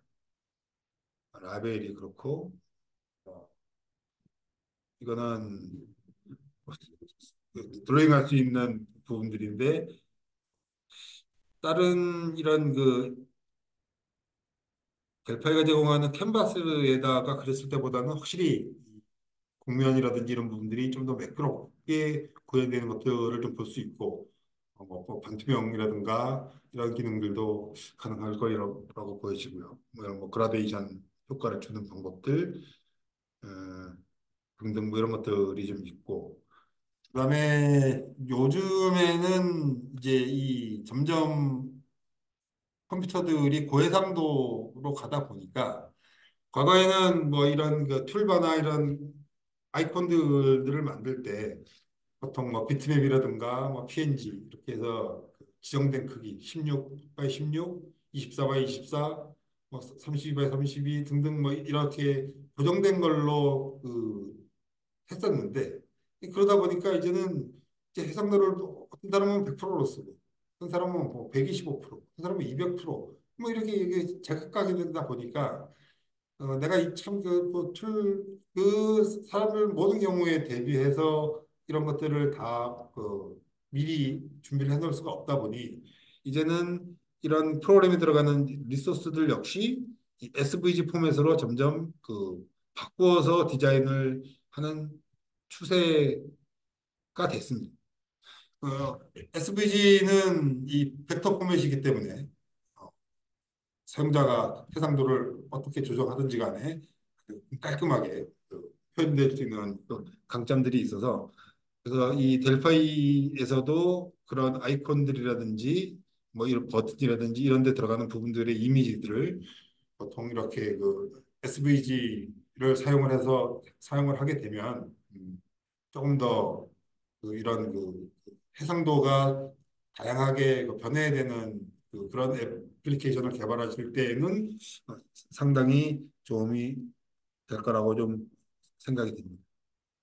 그리고 뭐 이런 뭐 이미지에 그 효과를 주는 기능들 뭐 등등 뭐 꽤 많은 이제 이런 그 스퀘어 엔진을 써서 품질을 높일 수 있는 그런 기능들이 제공이 좀 되고 있고요.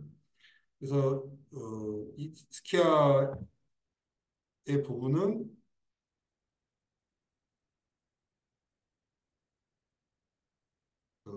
그, 제가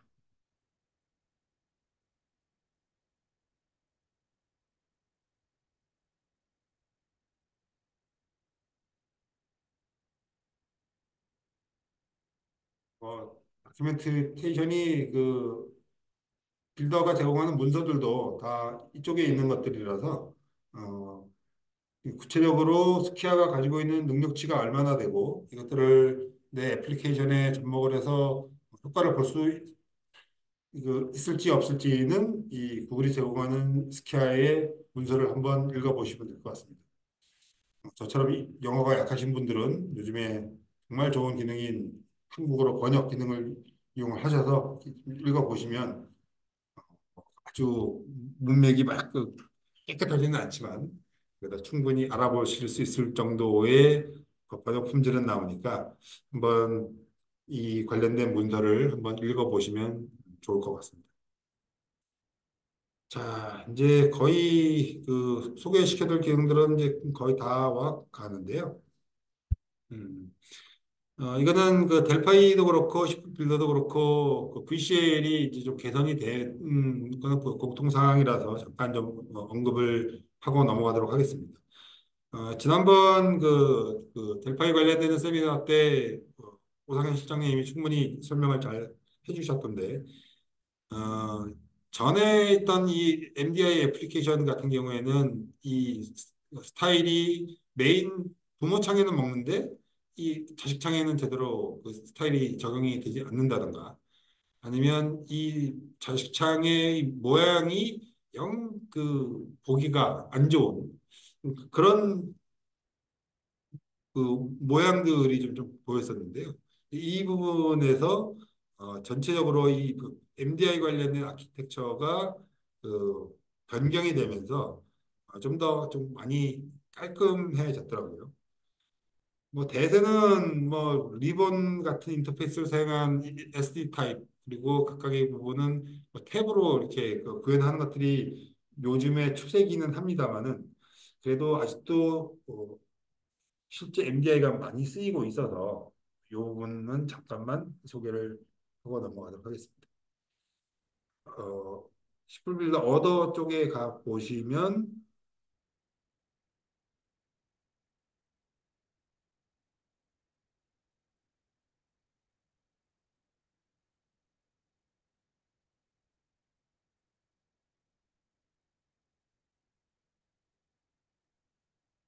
눈이 제가 눈이 시원치가 않아서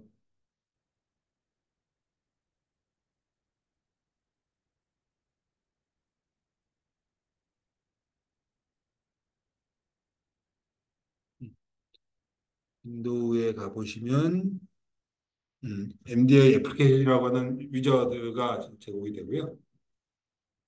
얘는 위저드를 쓰면 반드시 꼭 처음에 저장을 하라고 나옵니다.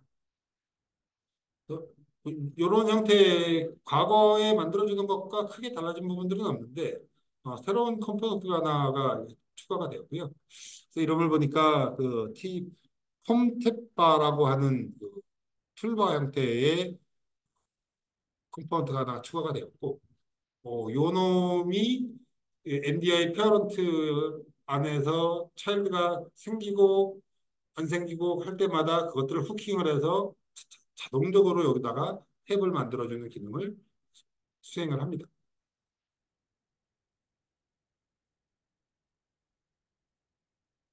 그래서 여기에서 이렇게 만들면 지금 탭이 하나 만들어졌을 때 여기 탭이 자동으로 생기고 또 탭을 만들면 여기 이렇게 모양으로 이렇게 바뀌고 탭을 클릭을 했을 때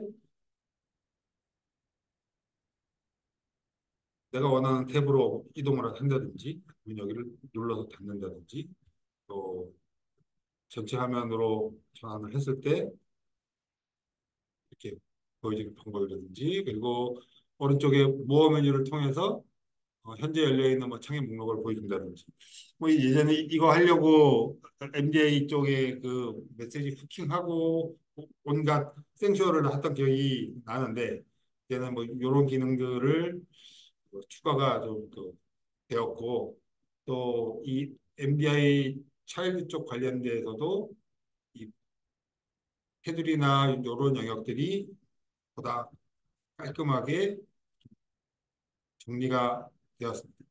그래서 MDI 관련돼서는 이렇게 좀 크게 좀 변화가 되고 발생한 부분들이 있어서 잠깐 좀 소개를 좀 해드려요.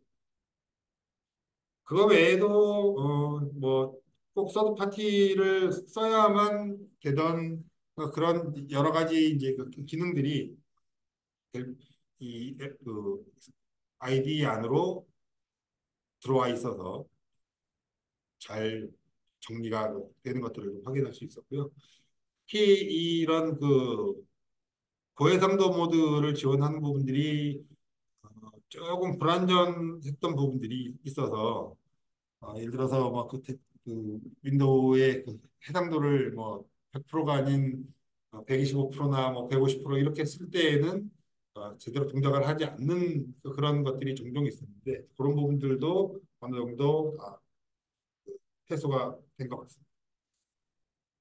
다음엔 뭐 바꿔야 할 부분들인데 이 부분은 뭐 딱히 뭐 10불 빌더용으로 뭐 이렇게 된 거는 없어서 이 부분들은 그냥 늘 쓰시는 대로 쓰시면 되고 기능들이 조금 달라진 것들 정도니까 충분히 보실 수 있을 것 같고 어, 제가 만들었던 라이브러리를 하나 이번에 빌드를 하려고 하다 보니까 계속 에러가 나서 원인을 잘 몰랐는데 어, 네이티브 인트라고 하는 이 데이터 타입을 제가 하나 써서 라이브러리를 만들었던 것도 있었거든요.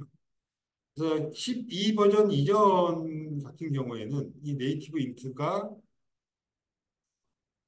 32비트로 빌드를 할 때에는 32비트 인트죠.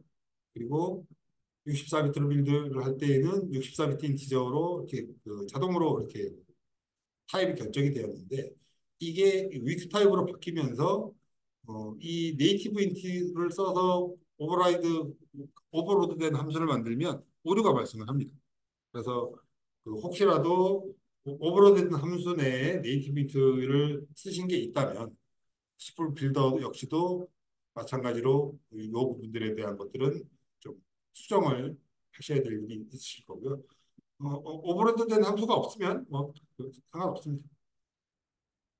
그리고 부럽지만 시빌더는 지원하지 않는 기능 중에 하나가 아까 말씀드렸던 어, 그래프 비즈라고 하는 내용인데요. 하나의 프로젝트를 구성하고 있는 수많은 모듈들, 많은 경우에는 뭐 200개, 300개 뭐 유닛들이 이렇게 가는 경우들도 많이 있죠. 그래서 그런 그 유닛들 간의 상관관계를 지가 파악을 해서 이렇게 그 그래프의 형태로 그려서 이미지로 출력해 주게 해주는 그래피즈라고 하는 이 오픈 소스가 드디어 이제 이 델파이 코드도 파싱을 할 수 있게 되었는데 아쉽게도 아직 그 빌더는 지원을 못하고 있습니다. API 33 지원하는 문제도 델파이는 지원을 하지만 빌더는 이번에 iOS와 안드로이드 지원이 삭제돼 버렸기 때문에 해당 사항이 없는 내용이 되었고요. 그리고 대부분의 이제 윈도우가 제공하는 API들이 델파이에 포팅이 되기는 했지만 사실 그 100% 완벽하게 다 그 포팅이 되었던 건 아니었거든요. 자주 쓰는 것들은 거의 대부분 되어 있지만 뭐, 메타데이터를 뭐 본다든가 뭐 기타 그 델파이에서 그 트랜슬레이션 되지 않았던 뭐 이런 API 부분들이 좀 있었는데 그 부분들이 그 쭉 다 이번에는 이제 그 정리가 되어서 그 GitHub에 올라와 있습니다. 그래서 얘를 받아서 그 빌드를 한다 HPP 형태로 만들어서 쓰게 되면 C++ 빌더에서도 관련되는 이 미처 제공하지 않았던 윈도우에 있는 모든 API들을 이번에는 100%다 쓸 수 있게 되었는데 문제는 이 파스 파일을 HPP로 변환을 해야만 그 빌더에서 쓸 수 있기 때문에 요거는 그 C++ 빌더만 가지고 있는 사용자들은 쓰기가 좀 어려울 거라 아마 그 RAD 스튜디오를 가지고 그런 작업을 한번 해서 배포를 하는 기회를 한번 가져야 될 것 같습니다. 그리고 이것도 뭐 빌더와 저 델파이 그 공용 부분들이긴 한데 예전에 이제 그 프로그램 내에서 인터넷 기능이 필요로 하게 되면 익스플로러를 땡겨다가 주로 썼는데 이제는 익스플로러가 더 이상 지원되지 않는 사이트도 많고 뭐 그러다 보니 이제는 엣지 같은 것들을 좀 써야 되는데요. 빌더에서도 엣지를 써서 이런 그 브라우징 기능이 필요할 때는 기능들을 추가적으로 쓸 수가 있고 이 부분이 조금 변경이 되면서 예전에 못했던 유저 에이전트를 뭐 강제로 집어넣는다든지 이런 몇 가지의 좀 추가적인 기능이 엣지에 좀 보완이 좀 되었습니다. 이건 나머지는 뭐 다 뭐 델파이에 주로 관련된 이슈들이고요. 그리고 퀄리티 포탈에 뭐몇 개가 있는데 몇 개가 됐냐가 좀 뭐 중요한 부분들은 뭐 개수가 중요한 게 아니라 얼마나 좋아졌는지가 중요한 거니까. 그래서 제가 그 서두에 말씀드렸다시피 12 버전으로 업그레이드를 고려를 할 때 감안해야 될 부분들이 일단 안드로이드하고 iOS 지원은 삭제되었다. 물론 과거에도 32비트 버전밖에 지원되지 않았기 때문에 뭐 사실 어, 큰 의미 없는 기능들이기는 했으나 이번에는 완벽하게 아이디 자체에서 지원 기능 자체가 딱 없어졌습니다. 그래서 이 부분들이 아까 설명드린 것처럼 대부분의 이 OS들이 그 30비트 OS를 다 퇴출시키고 있기 때문에 만들어봐야 뭐 올리지도 못할 거니까 그래서 삭제한 거라고 제 뇌피셜상 이해를 하고 있습니다. 그리고 그 실행을 아이디에 그 통합을 하고는 있는데 지금도 뭐그 실행을 지원하는 오픈 소스들도 많고 쓸 수 있는 것들은 대단히 많은 시점에서 빌더가 가지고 있는 고유의 이 아이덴티티를 잘 살리고 빌더만이 할 수 있는 빠른 생산성들 그리고 UI를 빨리빨리 잘 만들 수 있는 이런 것들이 빌더의 가장 큰 장점이라고 생각을 한다면 실행으로 그 옮겨가는 것이 문제가 아니라 실행과 VCL, 그것도 실행과 FLX 이 두 개의 델파이의 빌드의 대표적인 이 UI 프레임워크와 실행을 어떻게 통합할 것이냐가 향후의 이그 관전 포인트고 이 부분들의 성공 여부에 따라서 빌더가 더 좋은 툴로 할 수 있을지 없을지가 판단이 될 거라고 좀 생각이 됩니다. 그래서 만약에 이런 것들이 그 성공적으로 잘 된다면 지금처럼 각 OS별로 PA 서버 같은 거 띄우지 말고 아이디 내에서 타겟 플랫폼을 설정하고 빌드를 하면 윈도우 그 이 빌더 아이디 내에서 뭐 리눅스용 뭐 맥OS용 뭐 이런 제품들이 나올 수 있었으면 참 좋겠다. 그 불가능할 것 같은 그 희망을 한번 써봤습니다.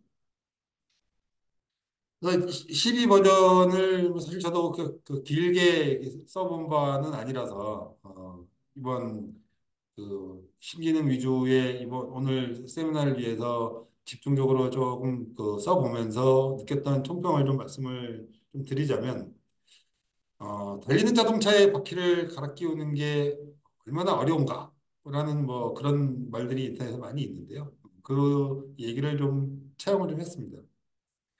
어, 정말 어렵겠죠. 그 고속도로에서 차가 달리고 있어서 자동차가 펑크가 났는데 그 펑크를 그 달리면서 뭐 이게 그 포뮬러 원 경기하는 것도 아니고 대단히 어려운 기술인 거는 틀림이 없죠. 근데 그 뭐 여러 가지 ID 상의 안정성도 좀 보강이 되었고 뭐 기타 여러 가지 VCL도 보강이 되었고 FX도 보강이 된 건 사실이지만 그 중에서 많은 부분들은 사실 좀 그 델파이에 좀 치중이 좀 되어 있고 시플 빌더 쪽 관련해서 시플 빌더만 딱 놓고 보자면 당연히 되었어야 될 기능인 뭐 코드 컴프리션 같은 것들이 이제 됐는데 이걸 새 버전이라고 하기에는 좀 사실 좀 개인적으로는 좀 제가 오늘 뭐 그 벤더사에서 세미나를 하고 있습니다만은 제가 엠버카데로의 관계자로서 하는 세미나는 아니고 저도 유저의 관점에서 여러분들보다 조금 더 먼저 써본 거를 전달해드리는 입장에서 하는 것이다 보니 새 버전이라고 하기에는 조금 좀 아쉽다. 이거보다 조금 더 많은 기능들이 들어갈 수는 없었을까라고 하는 아쉬움이 조금 좀 남기는 하고요. 그래도 큰 프로젝트를 할 때 그 정말 그 불편했던 그 코드 컴플리션 관련되는 것들, 뭐 이동하는 것들, 그래도 이 정도 된 것만 해도 일단 생산성 측면에서는 그래도 그나마 도움은 좀 많이 될 것 같다라는 그 느낌을 좀 받기는 했습니다.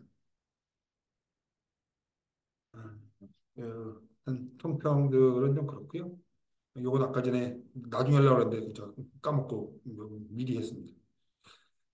자, 그리고 이 관련된 이 부분들에 대해서 뭐 제품이나 기술 문의서는 대부기업 홈페이지나 전화 또는 뭐 메일 또는 그 데서 하시면 될 것 같고요. 그리고 아까 제 소개를 가능하면 이쪽 홈페이지 쪽에 그 질의응답을 달아주시면 제가 제 개인 소개를 하면서 여기 메일 주소를 남기기는 했습니다만은 제 개인 메일로 보내주시면은 그 1대1로밖에 정보 공유가 안 되니까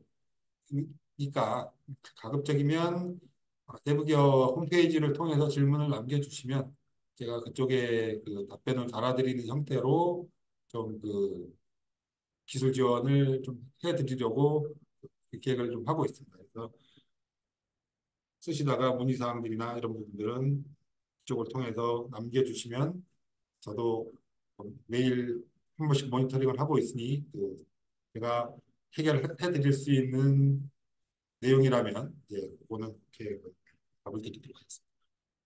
예. 나머지는 뭐 그 이쪽 그 외국분들이신데 이제 제가 해결이 안 되는 건 이제 이분들한테 이제 여쭤보셔야 될 것 같고요. 일단 준비한 내용은 오늘 이제 여기까지가 됐고요. 뭐 혹시 질의하실 것들이 있으시면은 좀 질의할 게 있으시면 받고 오늘 마치도록 하겠습니다. 질문은 채팅창 통해서 좀 올려주시면 될 것 같습니다.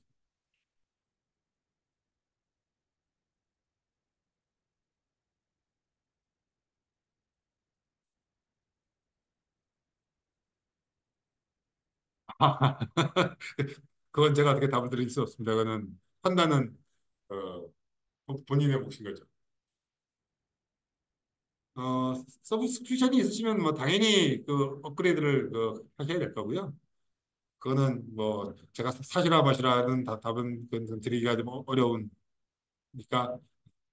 일단은 트라이얼 같은 걸 한번 받아서 과연 내가 하고자 하는 일에 그 충분히 이 정도라도 생산성에 도움이 된다라고 하시면 뭐 네, 그런 판단하시면 될 것 같습니다.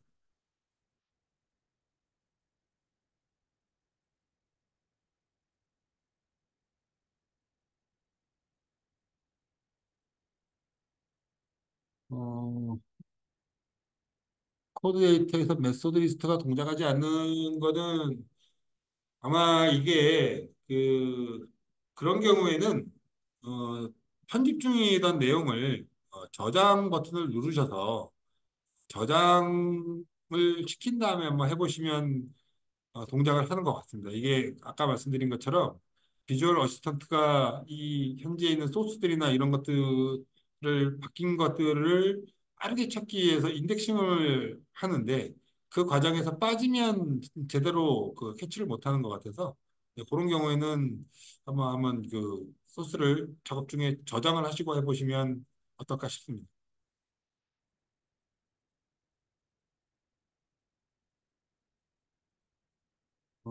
그리고 멀티 스트링에서 그 뭐 캡션 같은데 뭐 주석 처리를 원하시는 건 아닐 것 같기는 하고 요거는 그 정확하게 어떤 내용을 하시고 싶은 건지 그좀 게시판에 좀 질문으로 남겨주시면 일단 내가 하고자 하는 일이 뭔지를 정확하게 이 질문을 해주셔야 답을 좀 빨리 얻을 수 있기 때문에요. 그러니까 하고자 하시는 부분들이 무엇인데 어떤 부분이 안 된다라고 하는 부분들을 좀 쿼리문이요.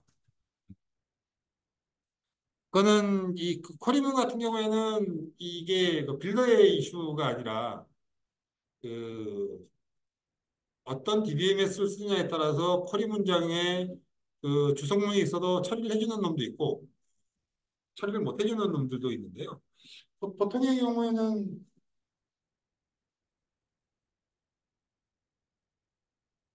쿼리 문장 안에 주석으로 막고 싶은 부분들을 이런 형태의 주석으로 막으면 해당 부분만 그 주석 처리가 보통은 되거든요. 그래서 이런 형태로 쓰시면 되지 않을까 싶습니다.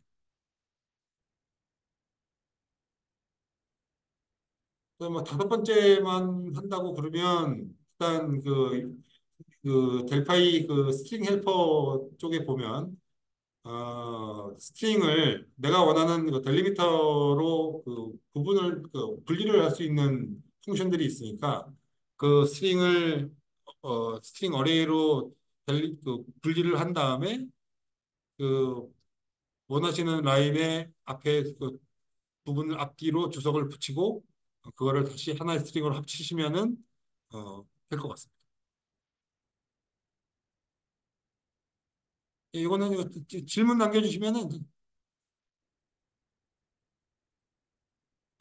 예, 그 실행에 해당되는 거를 그 지금 그 프리뷰 버전은 설치를 하시면은 그 11, 그 컴파일러가 제공이 되고요. 근데 아까 말씀드린 것처럼 IDE에서는 현재는 쓸 수가 없고 도스 프롬프트 상에서 작업을 하셔야 됩니다. 어, MCS나 뭐 이런 것들을 쓰듯이 그런 방식처럼 그 도스 커맨드 상에서 쓸 수 있습니다.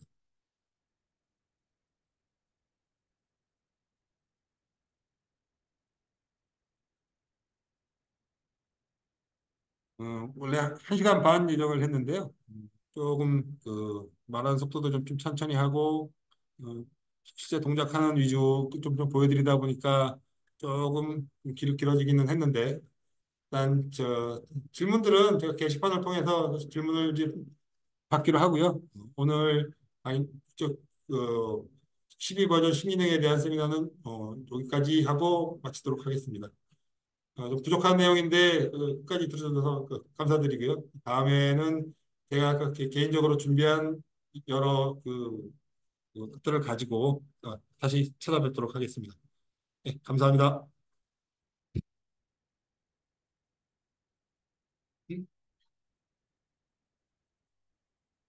조금 껐어요. 아, 네. 화면 보고. 아, 네. 참석해 주셔서 감사드리고요.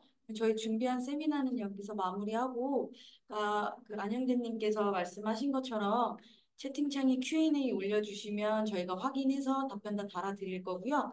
그리고 다시 보기는 유튜브에 올려서 저희가 웰컴 대부기업 포럼에 같이 Q&A랑 함께 올려드려서 다시 보실 수 있게끔 준비해 드릴게요. 그리고 참가하신 분들께는 그 다시 보기 링크를 별도의 메일로 저희가 전달 한번 해드리도록 하겠습니다. 네, 그러면 저희 뭐 바쁘신 와중에도 참석해 주셔서 감사드리고요. 네, 다음에 또 좋은 주제로 네, 저희 찾아뵙도록 하겠습니다. 감사합니다. 일단은 좀 챙기